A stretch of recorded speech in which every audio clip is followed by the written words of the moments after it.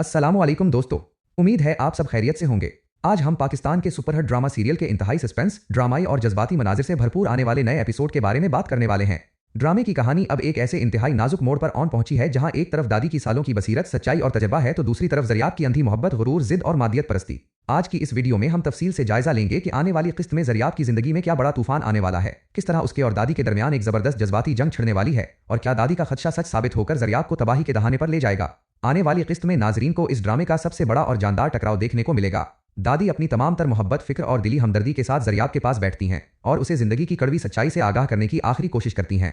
दादी ज़रियाब से निहायत प्यार से कहती हैं कि अल्लाह तुम्हें हर बुरी घड़ी से महफूज रखे और तुम्हारी हिफाजत करे, लेकिन जामिल की तरफ से मुझे बिल्कुल भी अच्छी और सच्ची नीयत महसूस नहीं हो रही।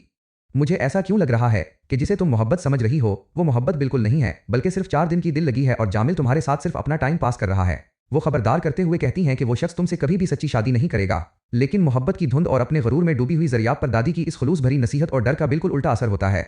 वो अपने अंदर उबलते हुए शदीद गुस्से को बमुश्किल कंट्रोल करती है और अपने चेहरे पर तपश लिए दादी पर ही बुरहम हो जाती है। ज़रियाब साफ और तीखे अल्फाज में कहती है कि दादी मैं सिर्फ आपकी इज्जत और एहतराम की वजह से उस वक्त खामोश खड़ी हूं, वरना अगर आपकी जगह किसी और ने जामिल के खिलाफ एक लफ्ज भी बोला होता तो मैं अब तक उसका हशर नशर कर चुकी होती। ज़रियाब की ये इंतहाई तल्ख और सख्त बात सुनकर भी दादी का दिल नादम नहीं होता, बल्कि वो और भी नरमी से उसे समझाने की कोशिश करती हैं कि मेरे बच्चे, मेरा मकसद तुम्हें दुख या तकलीफ पहुंचाना हरगिज नहीं है, बल्कि मैं तो तुम्हें इस बहुत बड़ी तकलीफ और सदमे से बचाना चाहती हूं जो जामिल के जरिए बहुत जल्द तुम्हें मिलने वाला है। ये सुनकर ज़रियाब मजीद तैश और तंज में आ जाती है और दादी का दिल दिखाते हुए पूछती है कि आखिर आप चाहती क्या है दादी? क्या मैं जामिल को छोड़कर आपके उस चहीते और पसंदीदा अबू बकर से शादी कर लूं? जब दादी बगैर किसी झुझक के सच्चाई से कहती हैं कि हाँ, अगर मेरे बस में होता तो मैं बिला ताखीर तुम्हारी शादी इस अबू बकर से ही करवाती, तो ज़रियाब के गुस्से की कोई हद नहीं रहती। वो अबू बकर की सादगी, उनकी माली हालत और उनकी 30 साल पुरानी गाड़ी का इंतहाई हकारत से मजाक उड़ाने लगती है।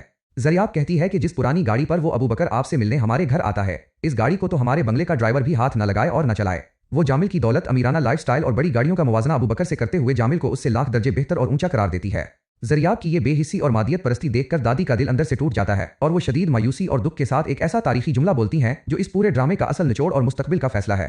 दादी ज़रियाब की आंखों में देखकर कहती हैं कि तुम अबू बकर को सिर्फ दौलत, पैसे और गाड़ी के तराजू में तोल रही हो ज़रियाब, लेकिन याद रखना, जिस दिन तुम इस जामिल के हाथों बुरी तरह धोखा खाओगी और वो तुम्हारा इस्तेमाल करके तुम्हें छोड़ेगा, ठीक उसी दिन तुम्हें मेरी उन बातों की सच्ची कीमत और मेरी नसीहत का एहसास होगा।